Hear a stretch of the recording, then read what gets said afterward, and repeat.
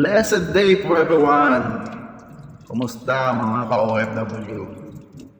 Ay nga pala, nakakuha nga pala tayo ng nakabili tayo ng mangga dito sa may bagong shop malapit dito sa bahay namin. Ayan na. Titignan sa natin.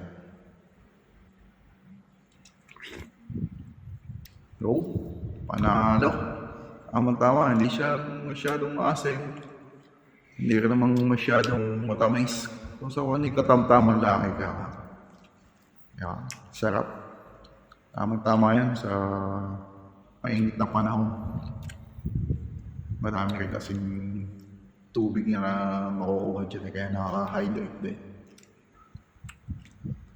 Mga laki tayo sa bukid kaya yan ang masarap na pagkain.